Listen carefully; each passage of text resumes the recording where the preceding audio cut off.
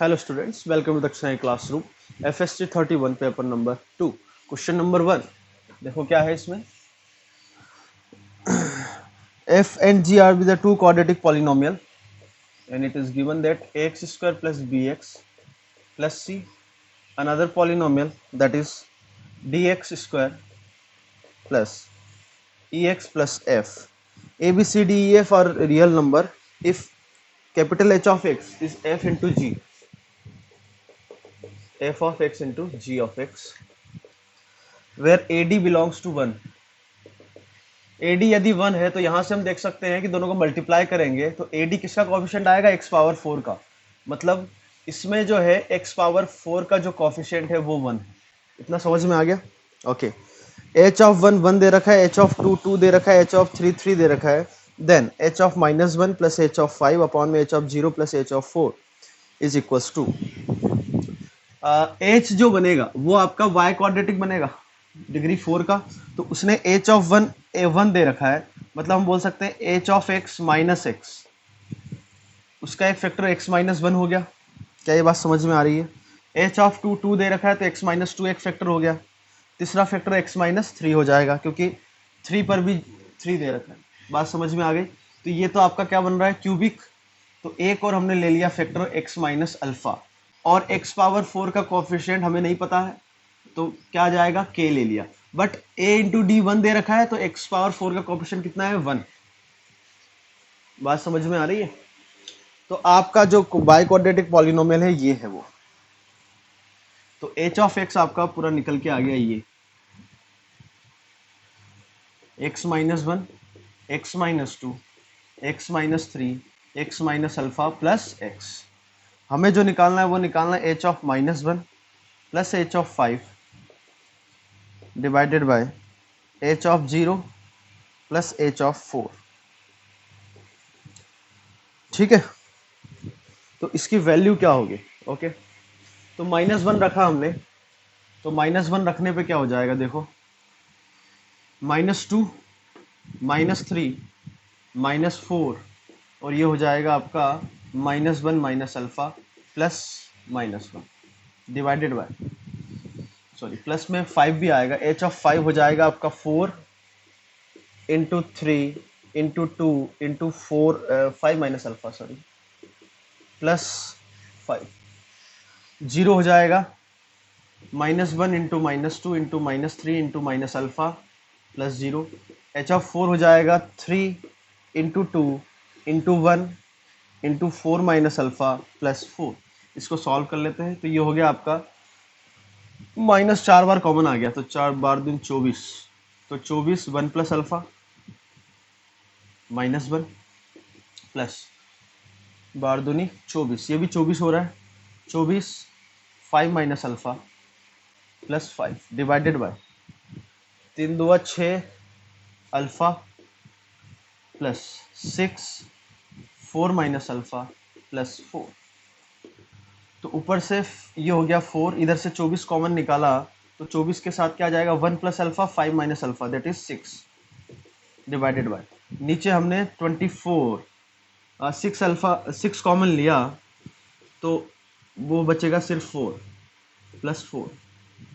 ठीक है, तो 4 कॉमन आके कैंसिल हो रहा है। ठीक है, तो 4 कॉमन आ गया तो इधर क्या बचेगा, 36 प्लस 1 37 डिवाइडेड बाय, इधर से बचेगा 7 और नीचे 4, वो कैंसिल हो जाएगा। तो हमसे जो पूछा गया है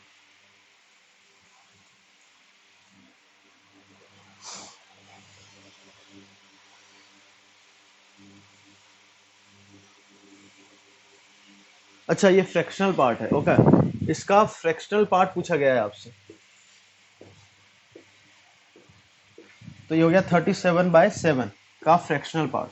37/7 को लिख सकते हैं हम 5 + 2/7, so this can be written as 2/7 only, 5 बाहर आ जाएगा। ठीक है, नाउ क्वेश्चन नंबर सेकेंड में बोला गया आपसे एफ जी क्वाड्रेटिक पॉलिनोमियल है सेम 0 और ABC are the positive real numbers and f of x is greater than or equal to 0 for all x belongs to real number, मतलब सारे x के लिए f ऑफ x आपका non negative है। Then the minimum value of a plus B plus सी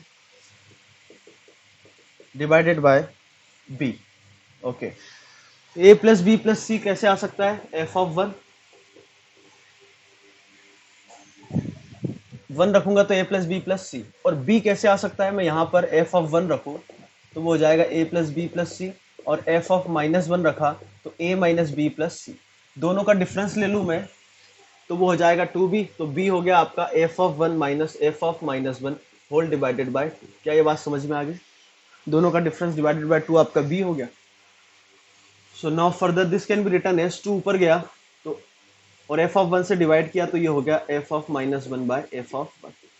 अब ध्यान से सुनिएगा, इसने क्या बोला है? मिनिमम वैल्यू इसकी। अब इस पूरे की मिनिमम वैल्यू कब होगा? जब आपका डिनोमिनेटर मैक्सिमम होगा, और डिनोमिनेटर मैक्सिमम कब होगा? जब f ऑफ -1 अपॉन में f ऑफ 1 क्या हो? मिनिमम। बात समझ में आ रही है? ओवरऑल मिनिमम कब होगा? जब डिनोमिनेटर मैक्सिमम हो, पॉजिटिव। ओके, और ये मैक्सिमम कब होगा? जब डिनोमिनेटर में जब ये f ऑफ -1 अपॉन में f ऑफ 1 मिनिमम हो, तो हम जानते हैं कि f ऑफ x क्या है? नॉन नेगेटिव है, तो f ऑफ -1 अपॉन में f ऑफ 1 ये हमेशा ग्रेटर देन इक्वल टू 0 होगा।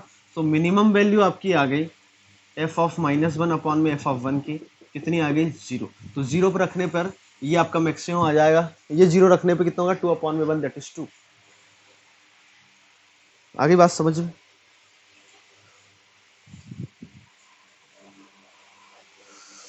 Now next question is 3। 3 में बोला गया है आपसे कि a vector, b vector, c vector are 3 mutually perpendicular unit vectors. Let r vector be a vector having components 12, 5 and 13 along a, b, c respectively. If lambda is the component of r along a plus b plus c, then box alpha is okay. तो 3 vector mutually perpendicular है, a vector, b vector, c vector, और ये unit vector दे रखे हैं। बात समझ में आ गई? तो आप ऐसे समझो आई कैप, जे कैप, के कैप है। तो मैं बोलूं कि आई कैप की डायरेक्शन में कुछ अल्फा कंपोनेंट है, आई कैप की डायरेक्शन में या एक्स एक्सिस के डायरेक्शन किसी वेक्टर का कंपोनेंट अल्फा है, तो हम उस वेक्टर को लिख सकते हैं अल्फा आई कैप, प्लस वाई डायरेक्शन में बीटा है तो बीटा जे कैप, जेड डायरेक्शन में कुछ गामा है तो गामा के कैप। तो हम वेक्टर को ऐसे लिख सकते हैं अल्फा आई कैप प्लस बीटा जे कैप प्लस लेमडा के कैप। तो यहाँ भी वही हो रहा है। तो आर वेक्टर जो है उसका कंपोनेंट ए वेक्टर की डायरेक्शन में कितना है? 12। तो this can be written as 12 A cap plus 5 B cap plus 13 C cap. क्या ये बात सबको समझ में आ गई? तो आपका वेक्टर आ गया सीधा सीधा आर, और आर का जो है component A vector plus B vector C के अलावा, तो हम वो जानते हैं R vector dot A vector plus B vector plus C vector, और उसका मैग्नीट्यूड से डिवाइड करना होता है। बात समझ में आ रही? तो ए vector, B vector, C vector का मैग्नीट्यूड कितना हो जाएगा? √3। क्यों? क्योंकि यूनिट वेक्टर से और म्यूचुअली परपेंडिकुलर है, तो तीनों के मॉड्यूलस का स्क्वायर का सम का अंडर रूट। तो इनको डॉट करेंगे तो कितना आ जाएगा? 12 प्लस 5 प्लस 13 बाय √3। तो this is your component lambda. तो लेमडा आ गया आपका 30 बाय √3। ठीक है, and this can be written as 10√3, √3 से मल्टीप्लाई डिवाइड करके, तो बॉक्स लेमडा हो जाएगा 10 अंडर √3 का बॉक्स। तो √3 1.7 समथिंग, तो ये हो जाएगा 7 पॉइंट समथिंग, उसका बॉक्स हो जाएगा 17। तो 17 is your answer. Any doubt? Next question is question number 4। 4 में देखो क्या है, A B C mutually perpendicular vectors है, यूनिट वेक्टर्स है, mutually perpendicular unit vectors. Okay,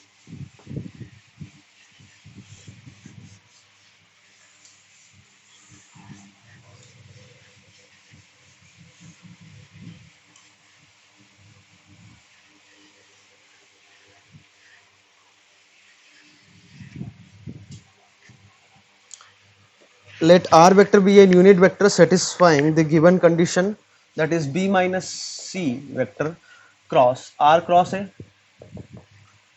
plus C minus A cross R cross B plus A minus B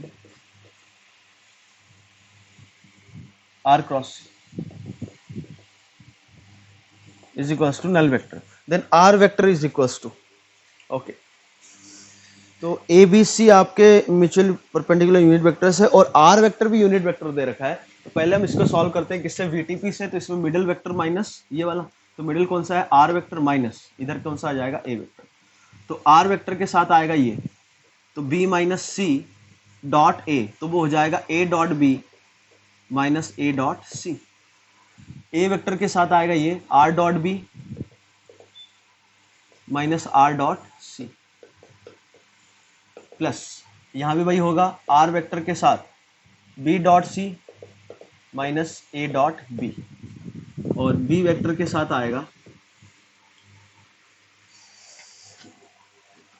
are dot C minus R dot A, plus इधर से आ जाएगा R vector के साथ A dot C minus B dot C, और minus C vector के साथ आ जाएगा R dot A minus R dot is equals to null vector,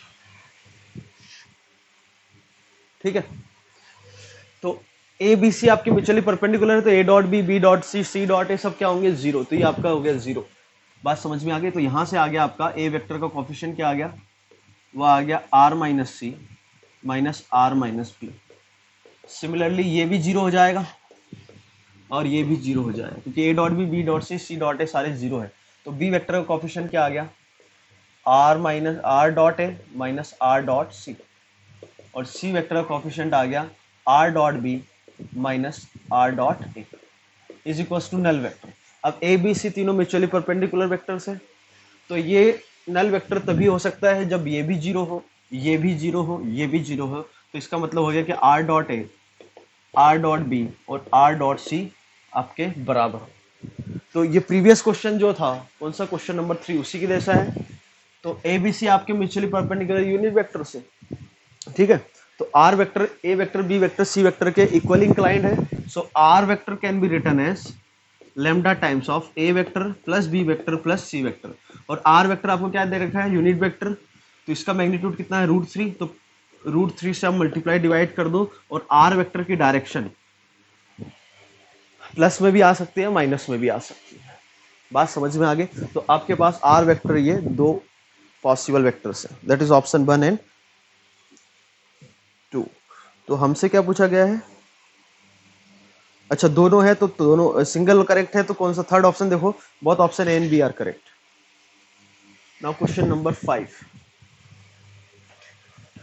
5 में हम देखें तो limit X approaching to 0 is X square sine beta X divided by tan alpha x minus sin x is equals to 4, where alpha beta belongs to real number, then which of the following option is are correct।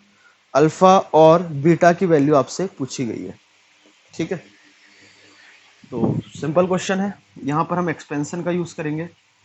ऊपर x square sine beta x को लिखेंगे beta x minus beta x का cube divided by 3 factorial. आगे जाने की जरूरत नहीं है क्योंकि एक्स क्यूब डोमिनेट कर जाएगा। तो नीचे कहाँ तक जाएंगे, एक्स क्यूब तक। तो alpha X plus alpha X का क्यूब डिवाइडेड बाय 3, ये tan एक्स का एक्सपेंशन, साइन एक्स का expansion X minus X cube by 3 factorial that is equals to 4।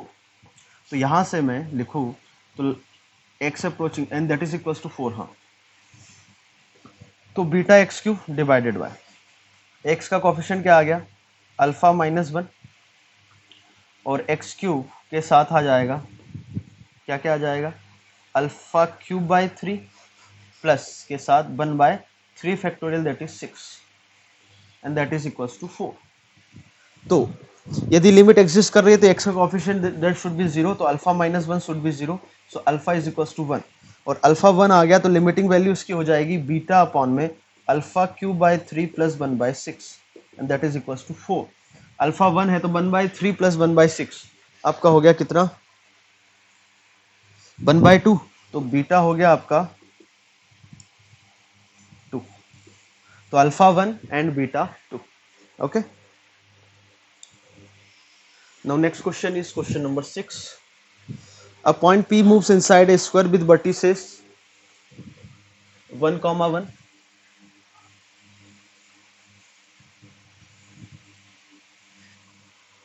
B -1, 1, C -1, 1, -1 और D है 1, -1. तो ये आपका एक स्क्वायर बनेगा. ठीक है, A, B, C and D, ये आपका एक स्क्वायर है. Such that minimum of PA, PB, PC, PD, minimum of PA, PB, PC, PD is less than or equal to 1 if the area bounded by the curve traced out by moving point P is lambda, then which of the following is are correct. Okay, lambda is a rational number, irrational number और box lambda. अच्छा ठीक. तो जहां भी inequality आती है आपको बताया गया है कि आप क्या लगा लो, सबसे पहले समझने के लिए इक्वलिटी लगा लो. मतलब पॉइंट P की A से डिस्टेंस, B से डिस्टेंस, C से डिस्टेंस, D से डिस्टेंस, एक बार मिनिमम भी हटा दो. तो पॉइंट A की डिस्टेंस क्या है, पॉइंट P की डिस्टेंस ABCD से 1 के बराबर है. तो 1 के बराबर कब हो सकती है, पॉइंट P की A से डिस्टेंस 1, वो कब हो सकता है, जब एक मैं सर्कल ड्रॉ करूं जिसकी रेडियस 1 हो, और वो रेडियस 1 है, तो वो सर्कल जो है वो यहां से पास होना चाहिए. कहां से, ये, क्योंकि ये डिस्टेंस आपकी 1 है, तो वो सर्कल कुछ ऐसा पास करेगा. बात समझ में आ रही है. पॉइंट B की यदि डिस्टेंस की बात करूं तो मैं, वो सर्कल आपका ऐसा कुछ पास करेगा, ऐसे C के लिए, ऐसे D के लिए. अब उसने क्या बोला है, मिनिमम. किसकी बात करना है, मिनिमम की. अब जैसे मैं यहां पर एक पॉइंट ले लूं, या इसके बाहर ले लिया मैंने, तो मिनिमम डिस्टेंस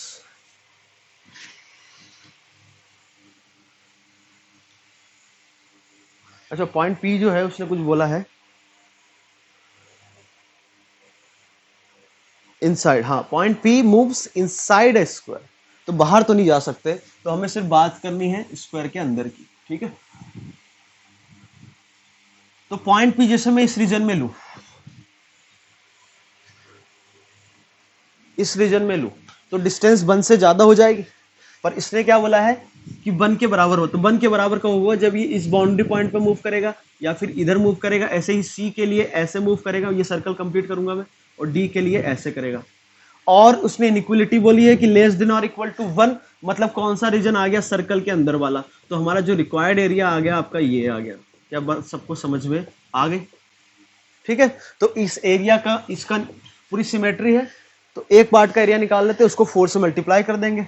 तो ये टोटल स्क्वायर का एरिया, ये अभी स्क्वायर है, इसका एरिया कितना है 1. उसमें से अब यदि मैं सर्कल कंप्लीट करूं तो उसका स्क्वायर क्या होगा, pi R square, that is pi. But हमें 1/4 एरिया चाहिए उसका, तो pi by 4. So this is your required answer, 4 - pi. Okay,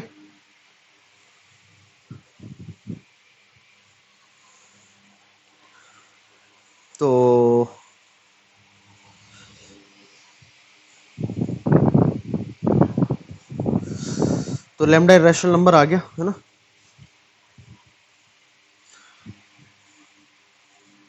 okay, now question number 7 में आपसे बोला गया है for the curve sin x plus sin y. Okay,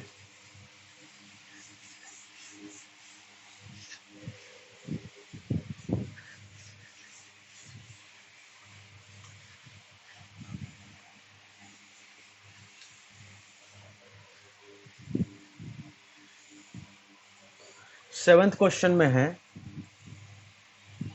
for the curve sin x plus sin y is equals to 1, limit x approaching to 0, x power alpha d2y dx is exist, then alpha can be. यदि ये limit exist कर रही है तो alpha क्या क्या possible हो सकता है. ठीक है, तो सबसे पहले तो d2y/dx निकाल लेते हैं. तो इसका differentiation cos x plus cos y y dash is equal to 0. ठीक है, फिर से डिफ्रेंशिएट किया तो minus sine X minus sine Y, Y का डिफ्रेंशिएशन अगेन वाई डैश, तो Y dash square plus cos Y, Y double dash, और Y dash की वैल्यू फिर ऊपर से उठा के हमने रख दी, तो यहाँ से वाई डबल डैश आपका क्या आता है वो दिख रहा है sine X plus sine Y, और वाई डैश को क्या लिख सकते हैं हम माइनस कॉस एक्स अपॉन में कॉस वाई का square divided by cos Y. तो ये हो गया आपका वाई डबल डैश। बात समझ में आ गई? ओके, नाउ जो हमें लिमिट रखना है उसकी बात करते हैं। Limit X approaching to 0 X power alpha sine X plus sine Y, और इधर क्या है कॉस एक्स कॉस वाई का square divided by cos Y. अब ऐसे समझो कि जब x 0 की तरफ जा रहा है तो साइन एक्स कहाँ जाएगा 0 की तरफ, तो उस समय साइन वाई कहाँ जाएगा 1 की तरफ, तो साइन वाई 1 की तरफ जा रहा है तो कॉस वाई किधर जाएगा आपका 0 की तरफ। बात को समझना, ठीक है? तो यहां से ओके, सब कुछ सही है। तो यहां से हम पूरी कहानी जो है किसी एक में लाएंगे। हमने मान लो साइन एक्स को कुछ ले लिया टी, ध्यान से सुनिएगा, साइन एक्स को टी ले लिया तो आपका साइन वाई क्या हो गया 1 माइनस टी, तो कॉस वाई हो जाएगा अंडर रूट 1 माइनस दिस इसका square, so this is equal to cos Y आ गया आपका 2t minus T square. Okay, तो लिमिट एक्स अप्रोचिंग टू 0। अच्छा, x यदि 0 की तरफ जा रहा है आपका तो x और साइन एक्स एक ही चीज हो सकती है, तो this can be written as sine X power alpha. कोई दिक्कत है क्या x 0 की तरफ जा रहा है तो साइन एक्स आपका क्या था t था, तो पूरी कहानी हम t में ले जाएंगे, तो t प्लस साइन वाई क्या हो जाएगा 1 minus T, cos X sine X यदि t है तो कॉस एक्स हो जाएगा under root 1 minus T square divided by cos Y आपका हो जाएगा under root 2t minus T square divided by cos Y under root 2t minus T square. तो limit x approaching to 0, इसको मैं LCM लेके लिखूँ तो ये हो जाएगा t पावर अल्फा, ओके, यहाँ पर हो जाएगा t अंडर स्क्वायर आएगा तो बचेगा क्या 2t माइनस टी स्क्वायर, और इधर बचेगा 1 माइनस टी, इसका स्क्वायर तो 1 माइनस टी स्क्वायर, और नीचे हो जाएगा 2t माइनस टी स्क्वायर की पावर 1/2 प्लस 1 तो 3/2। अब थोड़ा ध्यान से सुनिएगा क्या कि इसको यदि मैं देखूं तो लिमिट है आपका x approaching to 0 t power alpha, 0 पर ये कहानी 0, तो ये ब्रैकेट वाली कहानी कहां अप्रोच करेगी 1 की तरफ। बात को समझ रहे 1 की तरफ। यहां से मैं t पावर 3/2 कॉमन ले लूं, t पावर 3/2 कॉमन ले लिया, मतलब t कॉमन ले लिया तो अंदर क्या बचेगा 2 माइनस टी पावर 3/2, तो ये कहानी क्या अप्रोच करेगी 2 की तरफ। तो अब इसको देखो आप, तो t की पावर क्या हो गया अल्फा माइनस 3/2, तो वो 1 की तरफ अप्रोच कर रहा है, नीचे 2 की तरफ अप्रोच करेगा कहाँ, अच्छा ये जो लिमिट है वो चेंज हो जाएगी, x 0 की तरफ जा रहा था तो t भी 0 की तरफ जाएगा, क्योंकि हमें लिमिट निकालना है t में कहानी चल रही है, ठीक है। तो इस लिमिट एग्जिस्ट करने के लिए जो t की पावर है ये नॉन नेगेटिव होना चाहिए, तो alpha minus 3/2 should be greater than or equal to 0, तो अल्फा आपका आ गया greater than or equal to 3/2, तो जो भी ऑप्शन में अल्फा 3/2 या उससे ज्यादा है वो वाला एक्सेप्टेबल हो जाएगा। Now next question is question number 8 में देखो, इफ cos 2π/2019, इसका प्रोडक्ट जो है वो दे रखा है cos 2π/2019, cos 4π/2019, cos 6π and so on up to cos 2018π/2019 is 2 power minus k where k is equal to p by k, then p and q are relatively prime, then अच्छा तो मतलब ये वैल्यू निकालना हमने, इसकी वैल्यू 2 माइनस के के बराबर है, ठीक है, ओके। तो मैंने यहाँ पर थीटा 2π/2019 ले लिया, समझना, तो ये क्या हो जाएगा आपका cos थीटा, ये क्या हो जाएगा cos 2 थीटा, अगला क्या हो जाएगा cos 3 theta and so on, ये क्या होगा आपका cos 2π कॉमन लिया तो क्या बचेगा अंदर 1009, थीटा। तो इसको कुछ हमने वैल्यू बोल दी T1। कोई समझ में आई बात? ठीक है, तो हमें T1 फाइंड आउट करना है। ओके, थीटा क्या है ध्यान रखना, 2π/2019। T2 हमने बोल दिया किसको, वही जो सेम सीरीज साइन में, sine theta, sine 2 theta, sine 3 theta and up to sine 1009 theta. Okay, दोनों को मैंने मल्टीप्लाई किया T1 T2 को, तो क्या क्या आएगा, साइन थीटा कॉस थीटा, फिर क्या बनेगा sine 2 theta cos 2 theta and so on. मतलब इन दोनों को एक साथ लिख लिया, इन दोनों को एक साथ, इन दोनों को एक साथ, ऐसे इन दोनों को एक साथ, तो sine 1009 theta into cos 1009 theta. तो ऐसे ये जो क्लब करके लिखे कितने पेयर्स होंगे, 1009, क्योंकि यहां से नंबर ऑफ टर्म्स कितने हैं इसमें, 1009 टर्म्स है। तो two two two two two two two two two कितनी बार, 1009 टाइम्स हमने मल्टीप्लाई कर दिया। तो ये क्या बन जाएगा, 2 साइन ए कॉस से क्या होता है आपका साइन 2 थीटा। ये क्या बन जाएगा साइन 4 थीटा। अगला क्या बन जाएगा sine 6 theta and so on. ये बन जाएगा आपका साइन 1009 इंटू 2 तो 2018 थीटा। तो ये हो गया आपका 2 पावर 1009 T1 T2। ठीक है, अब आप ध्यान से देखो, तो sine 2 theta, sine 4 theta, sine 6 theta है आपके पास इस सीरीज में। Sine 2 theta, sine 4 theta, sine मतलब जो इवन का मल्टीपल है थीटा का वो है ना। अब जो बच रहा है कौन सा, साइन 2018 थीटा की मैं बात करूं, ध्यान से सुनिएगा, किसकी बात करूं मैं, साइन 2018 थीटा की। तो this can be written as क्या, साइन 2018 थीटा क्या है 2π/2019। तो इसको हम लिख सकते हैं, 2 से मल्टीप्लाई किया तो कितना हो गया ये, या इसको ऐसे समझो आप कि 2018 को लिख सकता हूं मैं 2019 -1। तो ये हो जाएगा 2π - अब साइन 2π माइनस थीटा क्या होगा, minus sine theta, minus sine 2π/2019। तो ये आपका माइनस साइन थीटा में कन्वर्ट हो गया। आई बात समझ में? उससे पहले वाला टर्म 2017 वाला देखो, तो उसको लिख सकता हूं मैं 2019 -2। तो वो हो जाएगा 2π माइनस, नहीं 17 है ना, नहीं 17 नहीं आएगा, 16 आएगा। इससे जो प्रीवियस टर्म होगा वो कौन सा होगा, साइन 2016 थीटा। तो this can be written as 2019 -3 theta. बात समझ में आ रही है? और ये क्या है 2π/2019। तो ये हो जाएगा साइन 2π -3 टाइम्स ये, दैट इज थीटा। तो sine 2π -3 theta, again minus sine 3 theta. तो इधर से मैं चलू 1009 के बाद, मतलब 1008 आएगा, फिर 1010, 1012, ऐसे ये, तो वो सब बन जाएंगे sine theta, sine 3 theta, sine 5 theta, ऐसे माइनस माइनस ये कितने टर्म्स होंगे, इवन टर्म्स होंगे। So this is nothing but your B T2। तो ये हो जाएगा 1019 T1 T2। और ये जो वैल्यू निकल के आई है कन्वर्जन के बाद वो किसके बराबर है, T2 के बराबर ही है। और ये हमें पता है कि T2 आपका नॉन जीरो है, तो कैंसिल कर सकते हो। तो T1 आ गया आपका 1/2 पावर 1009, या this can be written as 2 power -1009। तो K आपका आ गया 1009। अब बस बाकी का क्वेश्चन आप इसमें जो भी पूछा है वो आप कर सकते हो। Okay, now next question is question number 9। देखो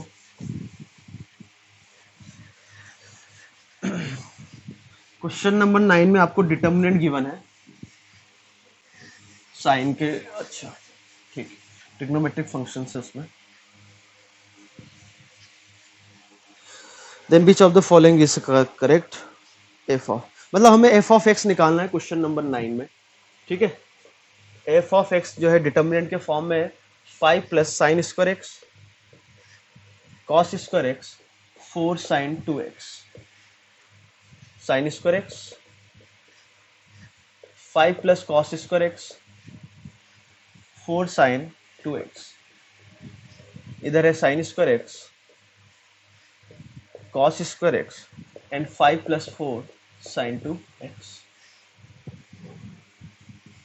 ठीक है, then which of the following is are correct? f of x is no real root. Okay, तो सबसे पहले f of x find out कर लेते हैं. तो f of x निकालने के लिए सबसे पहले हमने क्या किया कि सारे कॉलम को ऐड कर दो. कॉलम 1 में column 1 plus column 2 plus column 3 add किया तो 5 plus sine square plus cos square 1 तो 6 प्लस 4 साइन 2x. और वो सीधा, क्योंकि सभी आप देख सकते हो इधर भी वही बनेगा 6 प्लस 4 साइन एक्स, तो 6 प्लस 4 साइन 2x आपका कॉमन आ गया और इधर बचेगा 1 1 1. इधर क्या बचा cos square X 4 sine 2x.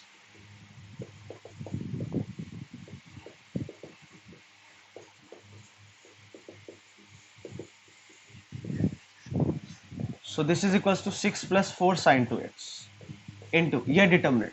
इस डिटर्मिनेंट में हमने क्या किया, रो 3 में लगाया. क्या लगाया रो 3 में कि रो 3 माइनस रो 1, इसको इससे माइनस किया तो 0 0 और क्या बचेगा 5. बाकी कहानी पूरी ऐसी चलेगी. 1 cos square X 4 sine 2x 1 5 plus cos square X और ये जो भी है. तो इसका डिटर्मिनेंट वैल्यू आ गई 6 प्लस 4 साइन 2x तो चल ही रहा था हमारा, और ये वैल्यू आ गई 5 के साथ 5 प्लस कॉस माइनस तो 25. तो f ऑफ x आपका ये आ गया 25 6 plus 4 sine 2x. f of x आ गया. तो पहला क्या है, f of x is a non monotonic function. बिल्कुल डिफरेंशिएट करो तो cos पॉजिटिव नेगेटिव दोनों होगा. Second f of x is equal to 0 has no real roots. तो ये 0 कब होगा, जब sin 2x आपका -3/2 है, जो कि पॉसिबल नहीं है. आंसर सही है. f dash x has infinitely many maxima and minima. बिल्कुल डिफरेंशिएट करोगे, फिर उसको डिफरेंशिएट करोगे साइन, वो पॉजिटिव नेगेटिव बहुत सारे के लिए होगा. Number of integers in the range, range इसकी आ जाएगी f ऑफ x. इसकी minimum value 6 minus 4 that is 2 तो 50 हो गया, और मैक्सिमम वैल्यू 10 250. अब इसके बीच में नंबर ऑफ इंटीजर्स 250 माइनस 50 दैट इज 200 प्लस 1 200 प्लस 1. तो चारों के चारों ऑप्शन करेक्ट है. नाउ नेक्स्ट क्वेश्चन इज 10 में दे रखा है if y is equal to f of x is a solution of dy by dx. उसको लिख सकते हैं हम 2x dx, एक्स स्क्वायर का differentiation plus y X square sine inverse x y 2x square and f of 0 0 है.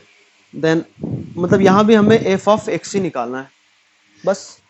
तो इसको solve कर लेते हैं. तो यहाँ से dy बाय dx आपका आ गया 2 इधर गया 2x से मल्टीप्लाई किया तो 2 by x y is equals to sine inverse x by x. तो इसका IF हो गया एक्स स्क्वायर. आता है ना समझ में, e पावर 2 बाय x का इंटीग्रेशन. तो y इंटू एक्स स्क्वायर और इधर हो जाएगा sine inverse x by x. IF क्या था एक्स स्क्वायर, तो इसको इंटीग्रेट करना है तो y इंटू एक्स स्क्वायर. अब x साइन इनवर्स x को इंटीग्रेट करने के लिए हम क्या लगाएंगे, बाय पार्ट्स. तो पहले तो इसको x को इंटीग्रेट करेंगे और साइन इनवर्स x को डिफरेंशिएशन. तो x square by 2 sine inverse x minus x square by 2 sine inverse x का differentiation under root 1 minus x square.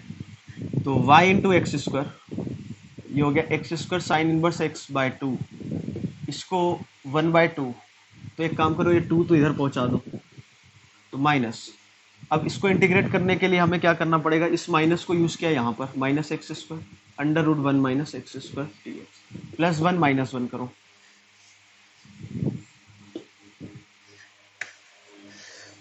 या फिर आप ऐसा भी कर सकते हो x को साइन थीटा रख दो. सब्स्टिट्यूशन से भी जा सकते हो और ऐसे भी जा सकते हो. तो यहाँ क्या बचेगा, ऊपर बच जाएगा under root 1 minus x square. तो under root x a square minus x square का इंटीग्रेशन हम जानते हैं. समझ में आ रहा है. ये दो पार्ट में इंटीग्रेशन ब्रेक हो गया आपका. समझ में आ गया. इसका इंटीग्रेशन x/2 यही कहानी प्लस 1/2 साइन इनवर्स x/2. अरे समझ में आता है ना. इसका इंटीग्रेशन अंडर रूट ए स्क्वायर माइनस एक्स स्क्वायर का इंटीग्रेशन, और ये तो है ही साइन इनवर्स x हो गया.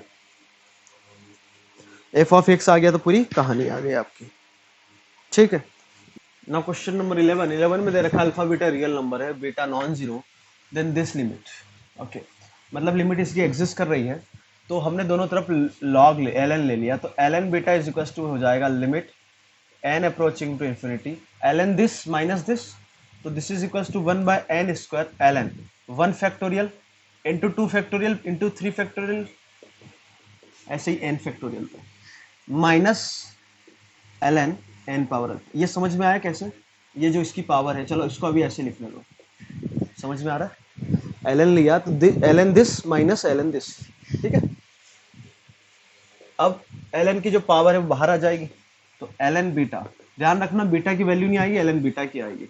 तो limit N approaching to infinity 1 by N square, और L N 1 factorial L N 2 factorial क्या हो जाएगा एल एन, चलो अभी ऐसे लिखो, फिर L N N factorial minus this can be written as alpha L N N. Okay, अब ये 1 बाय एन स्क्वायर सिर्फ और सिर्फ इसी में, सभी में नहीं है। सो एल एन बीटा हो गया आपका limit N approaching to infinity 1 by N square के साथ एल एन 1, इसमें भी एल एन 2 फैक्टोरियल क्या लिखेंगे, L N 1 into L N 2, तो L N 1 plus L N 2 हो गया वो। फिर अगला जो है एल एन 3, वो हो जाएगा L N 1 plus L N 2 plus L N 3 and so on L N N factorial तक, ठीक है। तो क्या होगा इसमें, तो एल एन 1 जो है आपका कितनी बार आ जाएगा, एल एन 1 इधर भी आ रहा है, इस ब्रैकेट में भी आया, इसमें भी आएगा, तो वो हो जाएगा n times L N 1। L N 2 इधर नहीं आएगा, बाकी सब में आएगा, तो n minus 1 times L N 2। L N 3 जो है n माइनस 3 times L N 3, sorry L N n minus 2 times. तो इसको समझने के लिए इन दोनों का सम कितना चल रहा है, n+1। तो लास्ट में जो बचेगा एल एन एन कितनी बार आएगा, सिर्फ और सिर्फ एक बार। ओके, अब लिमिट निकालने के लिए हमने क्या किया, ध्यान से सुनिएगा, क्या कर रहे हैं हम, limit N approaching to infinity 1 by N square, है ना, एन एल एन 1 है, तो इसमें क्या किया, minus N L N N separate किया, इधर n माइनस 1 एल एन 2 था, तो इसमें हमने माइनस किया n minus 1 N L N N, N L N minus किया, n minus 1 L N minus किया, इसमें क्या माइनस करेंगे हम, n minus 2 L N N, ऐसा चलता रहेगा। इधर आ जाएगा एल एन एन माइनस, इधर क्या माइनस करेंगे हम, L N N 1 into L N N. तो अब देखो आपने माइनस क्या किया, N L N N, N minus 1 L N N minus L N, तो उसको ऐड भी करना पड़ेगा। तो एल एन के साथ जो आप ऐड कर रहे हो, मतलब जो सब्ट्रैक्ट किया है, क्या किया है, N into L N N, N minus 1 N minus 2 N so on, कहां तक, 1 तक, और ये तो ऐसा चल ही रहा था आपका। क्या समझ में आई बात? तो ऐसा करने से क्या हुआ कि ये जो है आपकी कहानी,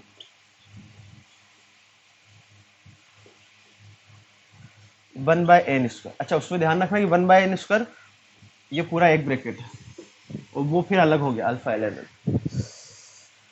तो यहां पर ऐसे करने से क्या हुआ कि ये जो है n कॉमन लेने के बाद L N 1 by N, L N 2 by N, L N N by N, तो इसको समेशन फॉर्म में यदि हम लिखना चाहे तो this can be written as n minus r minus 1 by, बस ऐसे रहने दो अभी,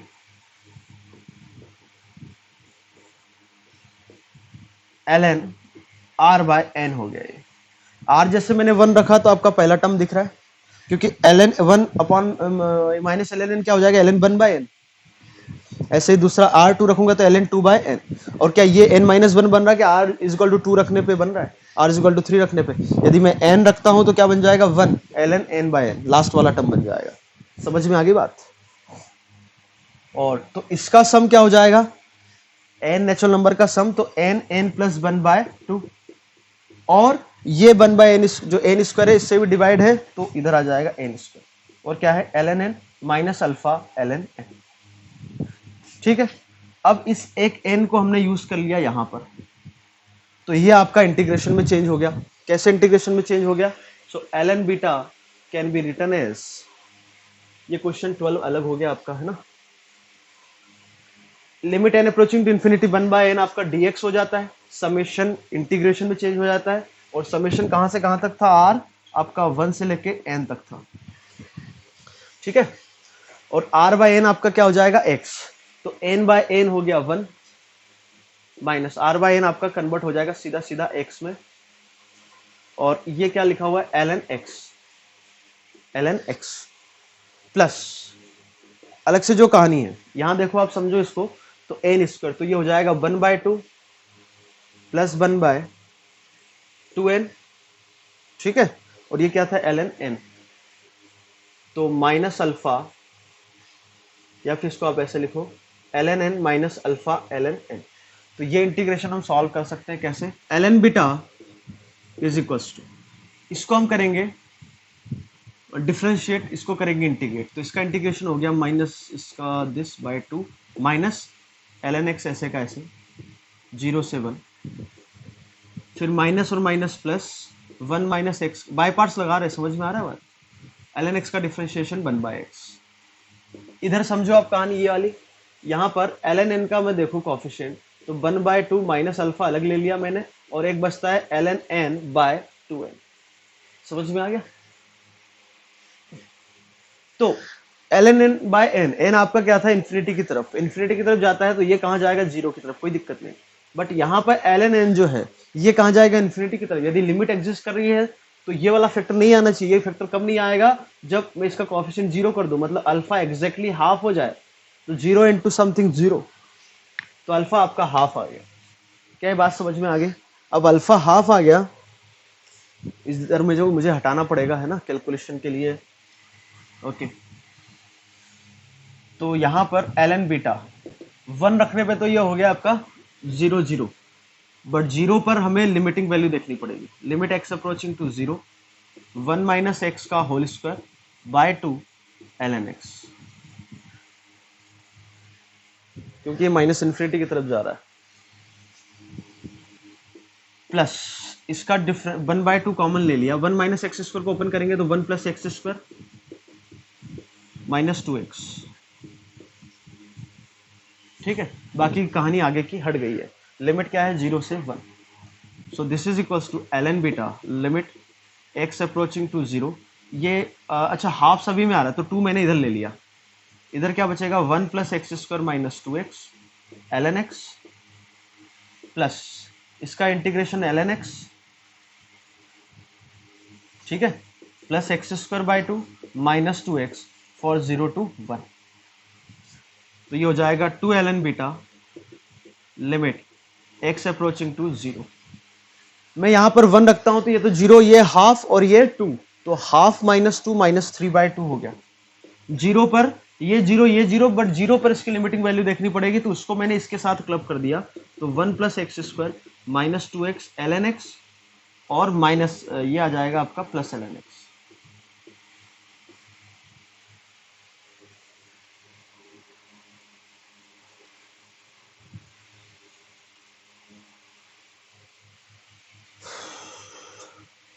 अच्छा इधर ये माइनस था, ये माइनस हमने कहाँ गायब कर दिया, माइनस चलेगा, ये भी माइनस चलेगा, तो माइनस के साथ आ जाएगा, माइनस ये पूरा माइनस के साथ आएगा।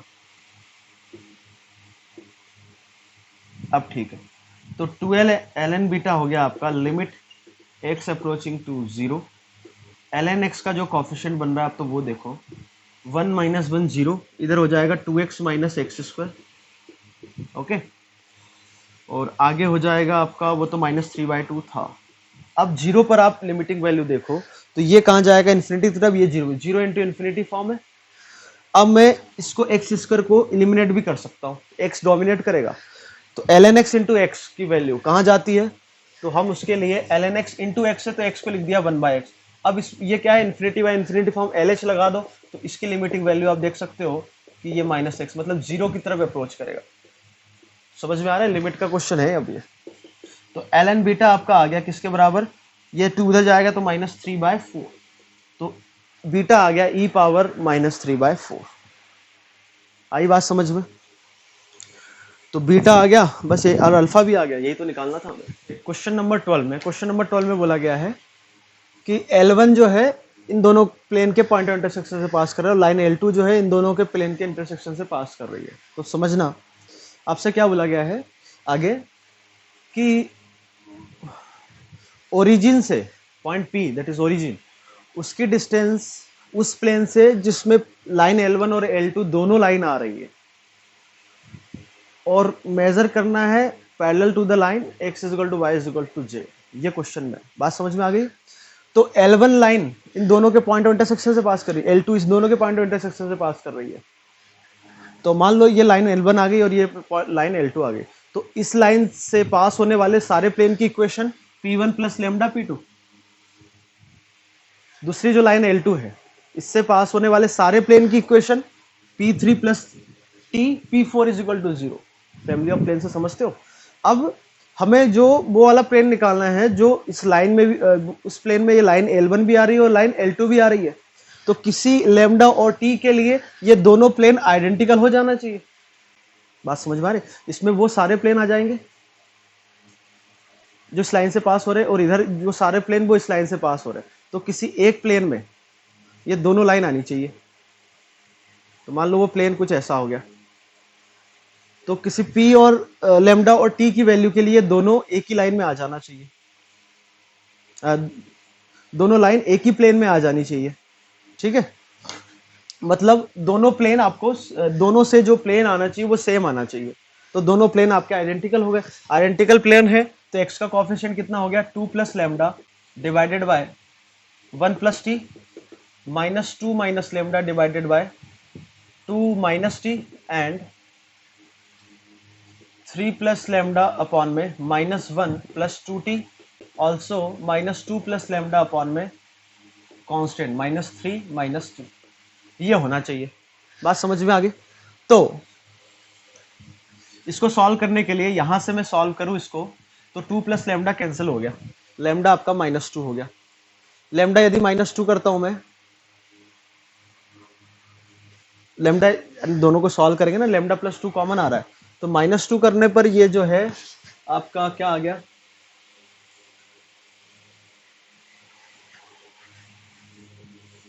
लेमडा माइनस 2 होने पर ये 0 हो जाएगा, बट इधर ये 0 नहीं हो पाएगा, तो लेमडा माइनस 2 एक्सेप्टेबल नहीं है। तो फिर क्या एक्सेप्टेबल है, अब लेमडा प्लस 2 को कॉमन लेके कैंसिल कर दो, तो इधर बचेगा माइनस 1 अपॉन में 2 माइनस टी। ठीक है, अच्छा यहाँ गड़बड़ है, 2 plus lambda minus 2 minus lambda 3 plus lambda, इधर 1 प्लस 3t होगा ये, और 2 माइनस टी, ठीक है, माइनस 1 प्लस 2t माइनस 3, ये ठीक है। तो इसको सॉल्व किया हमने, तो 2 minus T is equal to minus 1 minus 3t, तो आपका t आ गया कितना माइनस 3/2, t माइनस 3/2 आ गया, तो आपका प्लेन आ गया। क्या प्लेन हो गया वो, यहां से t को माइनस 3/2 रखो आप, तो ये हो जाएगा माइनस 9 प्लस 2 माइनस 7x/2, और 3 4 और 3 7 7y/2,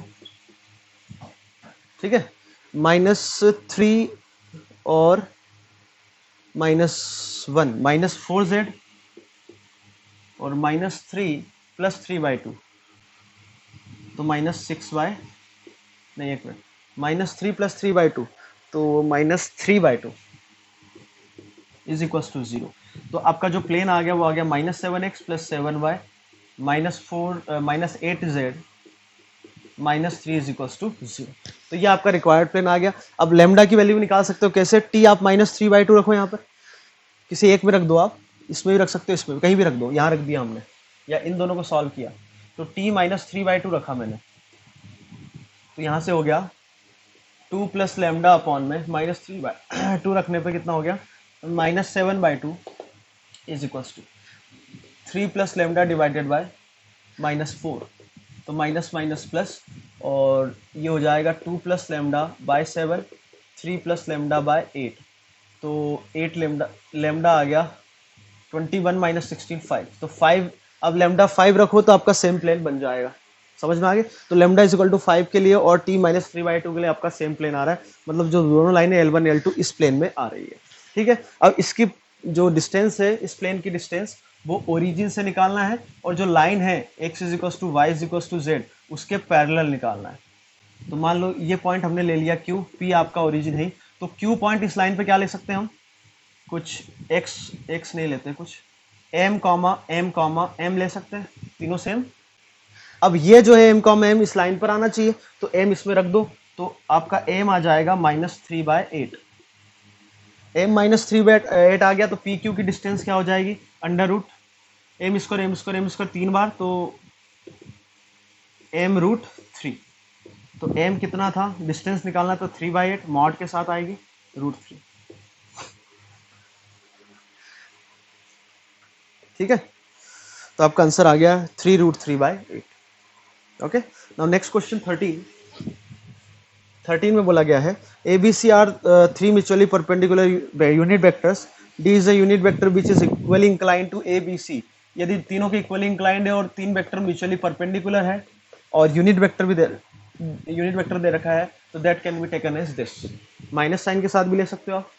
ये वाले क्वेश्चन हम कुछ पिछले कर चुके हैं, इक्वली इंक्लाइंड है और परपेंडिकुलर है, तो डायरेक्ट ऐसे लिख सकते हैं। ठीक है, तो हमें निकालना है mod A plus B plus C plus D का मैग्नीट्यूड का स्क्वायर। ठीक है, तो a plus B plus C आपका एक ही वेक्टर हो गया, तो इसको लिख सकते हैं हम मॉड a प्लस बी का स्क्वायर प्लस मॉड डी का square plus 2 times of D dot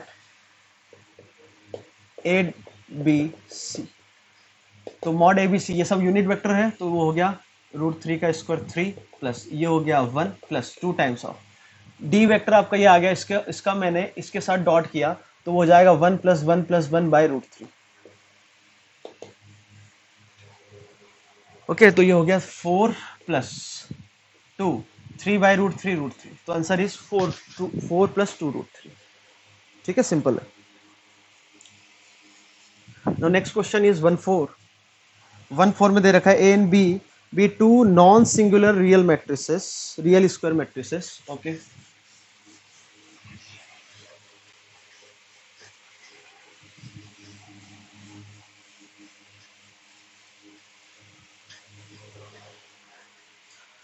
non singular है मतलब डिटर्मिनेंट उनका नॉन जीरो है। If A transpose is equals to I is equals to A transpose A and B is equals to B power 4 such that determinant of A not equal to determinant of B and these are also non-zero, then the value of summation R1 to 20 determinant of adjoint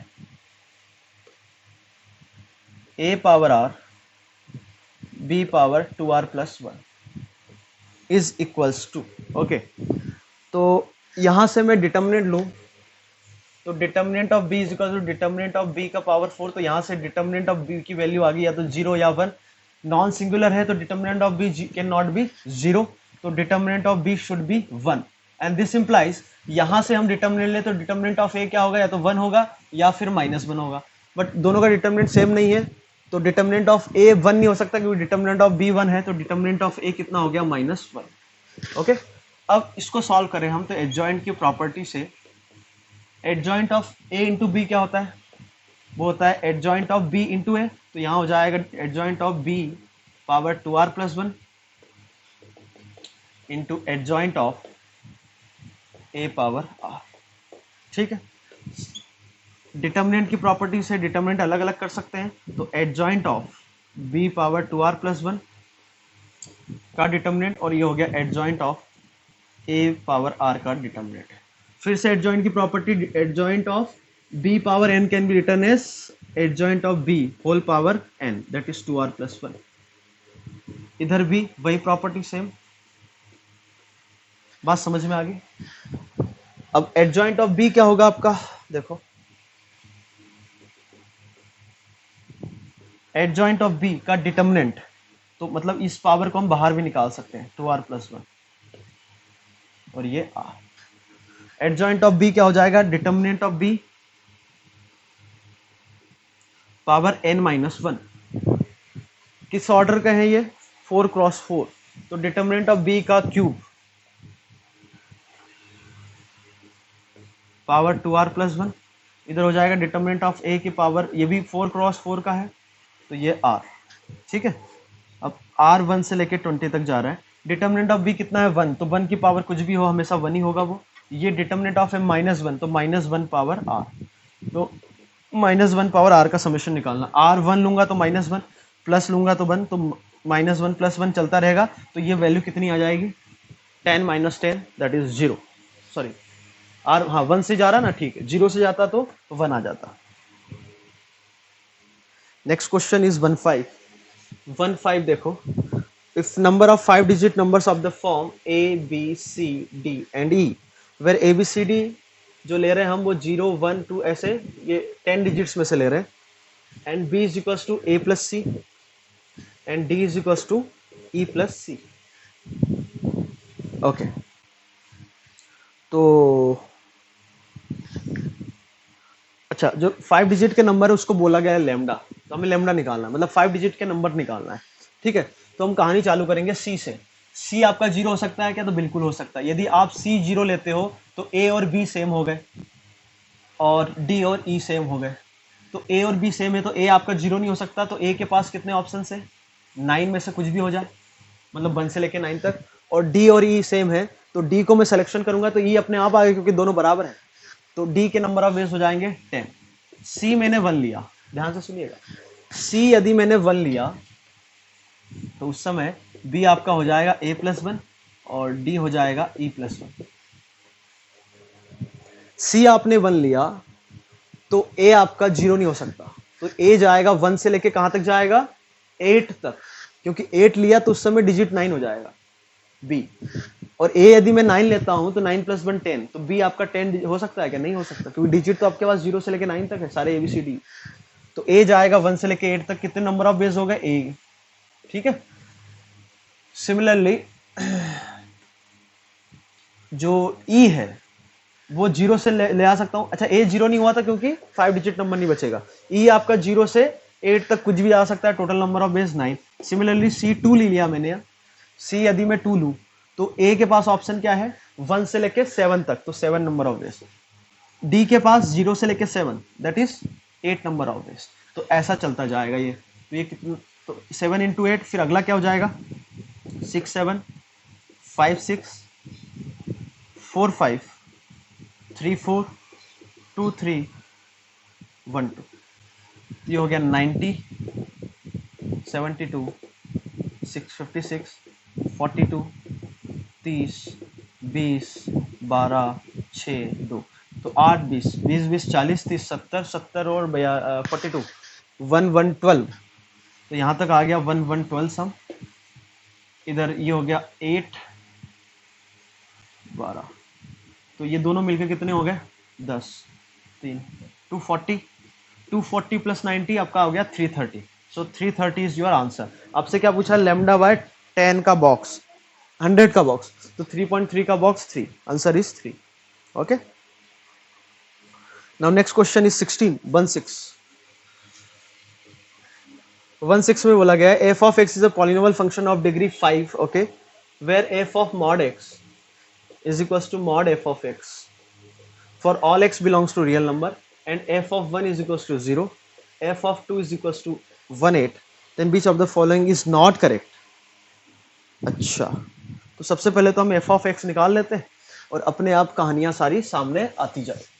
okay, f of x polynomial है कितनी degree का, 5 degree का, ठीक।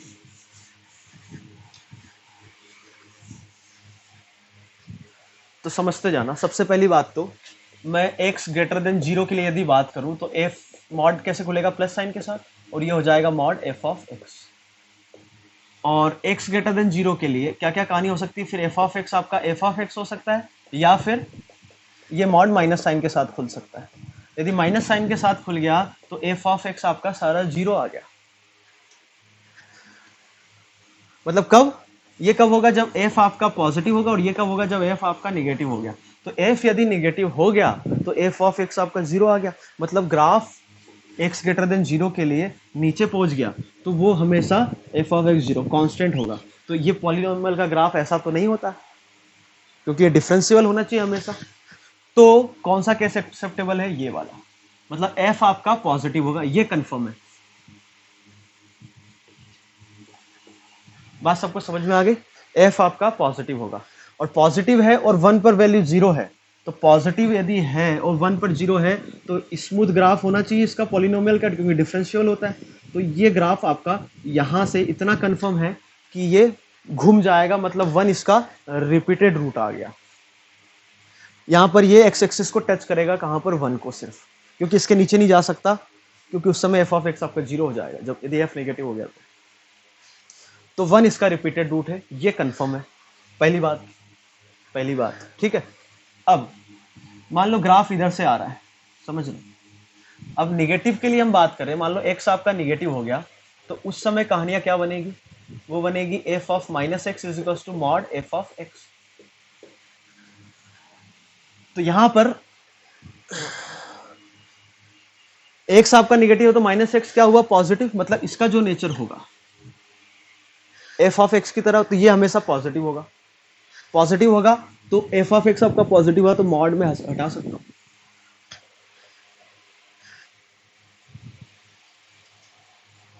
एक minute, हाँ, F of minus x आपका mod F of x के बराबर है ना, और एक्स क्या है? निगेटिव है।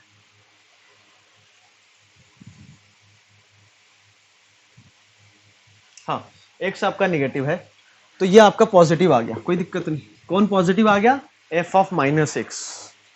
F of minus x positive हुआ क्योंकि एक्स निगेटिव है, तो निगेटिव इंटू निगेटिव पॉजिटिव, मतलब माइनस एक्स जो है, या ऐसे समझो कि ये क्या लिखा हुआ था? Mod x.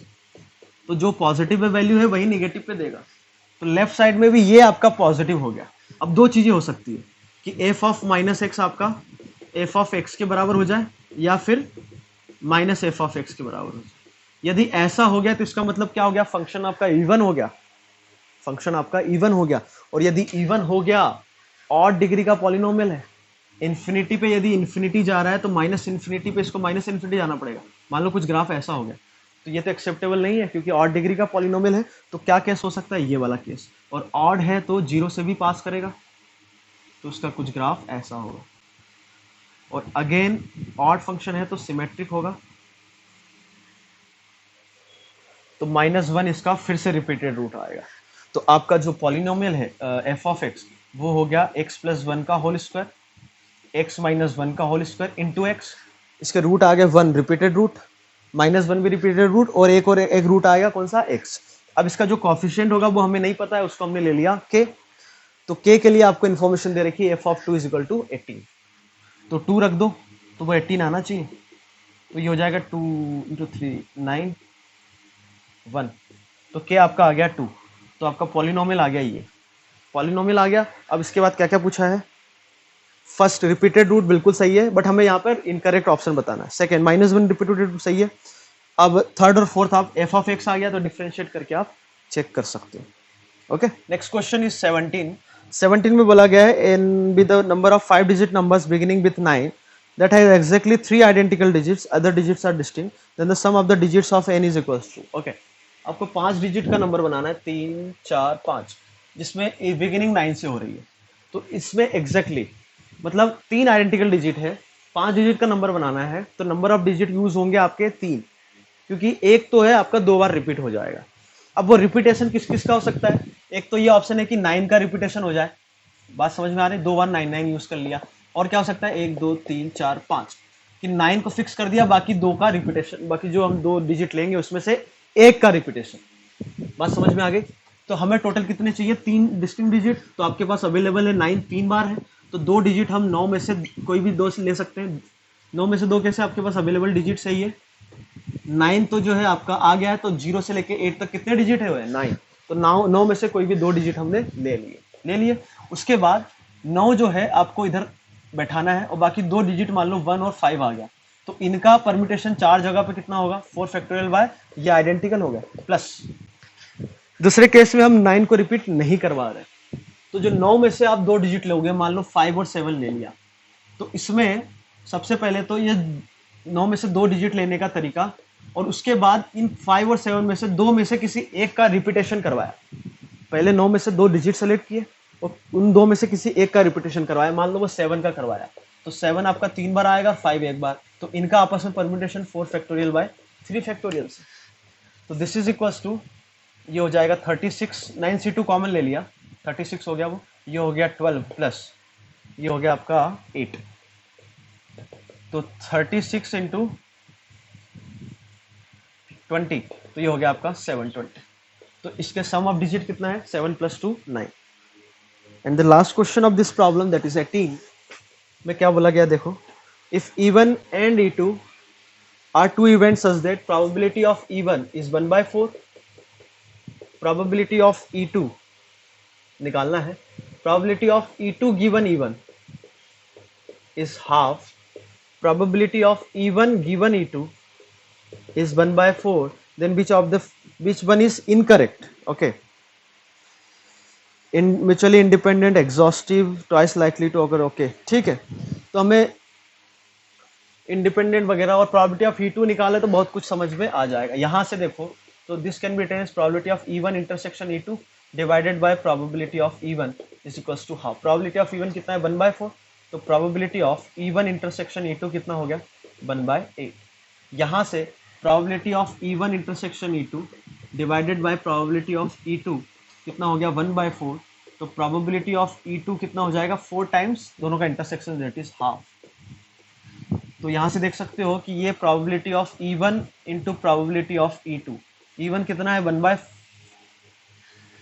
1/4 और प्रोबेबिलिटी ऑफ E2 कितना है 1/2, तो 1/8 के बराबर है। इसका मतलब E1 एंड E2 क्या हो गए, म्यूचुअली इंडिपेंडेंट इवेंट्स हो गए। एग्जॉस्टिव के लिए probability of E1 union E2 निकाल लेंगे, तो probability of E1 plus probability of E2 minus probability of E1 intersection E2 कितना आया, 1/8। तो ये आपका किसके बराबर आ रहा है,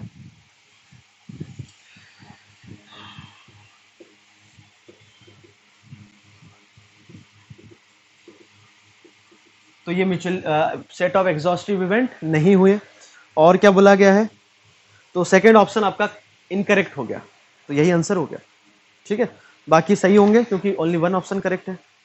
ओके ओके